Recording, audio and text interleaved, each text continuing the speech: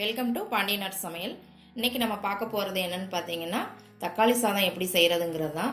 வாங்க எப்படி செய்யலாங்கிறத பார்க்கலாம். இந்த வீடியோக்குள்ளே போகிறதுக்கு முன்னாடி சப்ஸ்கிரைப் பண்ணாதவங்க சப்ஸ்கிரைப் பண்ணிடுங்க. பக்கத்தில் இருக்க பெல் ஐக்கான் பட்டனையும் அமுக்கிடுங்க. இப்போ அதுக்கு தேவையான பொருட்கள் பார்க்கலாம் வாங்க. நான் பச்சரிசியில் இன்னைக்கு செய்ய போகிறேங்க. நீங்கள் சாப்பாட்டு அரிசி எடுத்துக்கணுனாலும் எடுத்துக்கலாம். நான் பச்சரிசி எடுத்திருக்கேன். ஒரு ஆளாக்கு எடுத்திருக்கேன். இந்த ஆளாக்குக்கு ஒரு ஆளாக்கு எடுத்திருக்கிறேன்.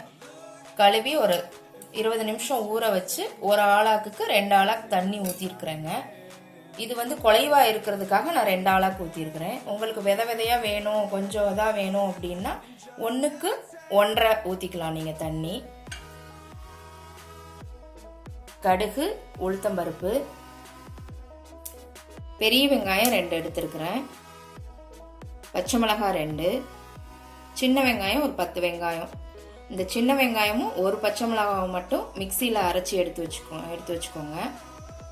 தக்காளி 4 தக்காளி, புதினா, கருவேப்பிலை, கொத்தமல்லி, இஞ்சி பூண்டு பேஸ்ட்டு. இஞ்சி பூண்டு பேஸ்ட்டு விரும்பாதவங்க போடணும்னு அவசியம் இல்லைங்க, வேணான்னா விட்டுடலாம். தேவையான அளவு எண்ணெய், சோம்பு, தேவையான அளவு உப்பு,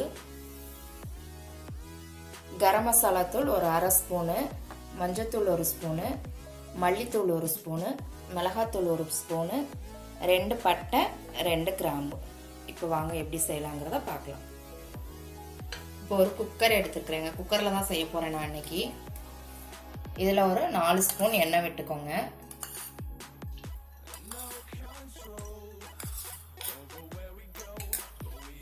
இதில் 1 ஸ்பூன் கடுகு, 1 ஸ்பூன் உளுந்தப்பருப்பு, 1 ஸ்பூன் சோம்பு, 2 பட்டை, 2 கிராம்பு. இதை வணக்கிக்கோங்க. கருவேப்பிலை போட்டுக்கோங்க. புதினா இது லேசாக வதக்கிட்டு அதுக்கப்புறமா வெங்காயம் போட்டுங்க. வெங்காயம், பச்சை மிளகாய். வெங்காயம் ஒரு 2 நிமிஷம் நல்லா வதக்கிக்கோங்க. வெங்காயம் லேசாக வதங்கவும் 1 ஸ்பூன் இஞ்சி பூண்டு பேஸ்ட்டு போட்டுக்கோங்க. அதை 1 நிமிஷம் பச்சை வாசம் போகிற அளவுக்கு வதக்குங்க. இப்போ கட் பண்ணி வச்ச தக்காளியை இதில் சேர்த்துக்கோங்க.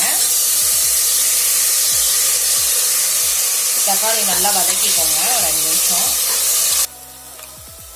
இப்போ பாருங்கள், நான் இந்த சின்ன வெங்காயமும் ஒரு பச்சை மிளகாயும் மிக்சியில் அரைச்சி இதில் போடுறேன். ஒரு 10 சின்ன வெங்காயம் போட்டுக்கோங்க. உங்களுக்கு சின்ன வெங்காயம் வாசம் பிடிக்கலைனாலும் கூட வேண்டாம், ஆப்ஷன் தாங்க இது. ஆனால் போட்டால் நல்லா டேஸ்ட்டாக இருக்கும்.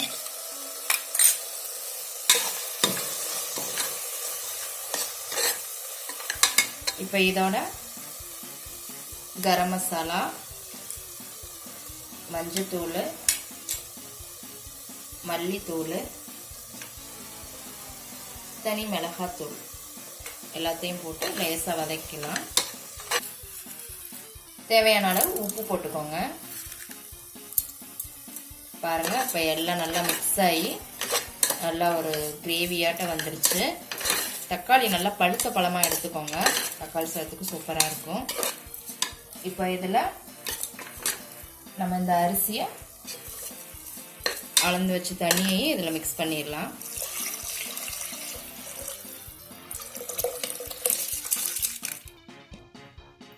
இப்போ இது மேலே கொஞ்சம் மல்லித்தழை போட்டு நல்லா கிளறி விட்டுட்டு குக்கரை மூடி வச்சுருங்க.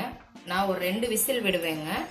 உங்கள் குக்கருக்கு எத்தனை விசில் தேவையோ அதை விட்டுக்கோங்க. நான் குலைவார வேணுங்கிறனால 2 விடுவேன். நீங்கள் 1 விட்டாலே உங்களுக்கு சரியாக போகும். பாருங்கள், விசில் வந்து இறங்கிடுச்சு. சூப்பராக ரெடி ஆயிடுச்சுன்னு நினைக்கிறேன். வாவ், சூப்பராக இருக்குதுங்க, கலர்ஃபுல்லாக. பாருங்கள்,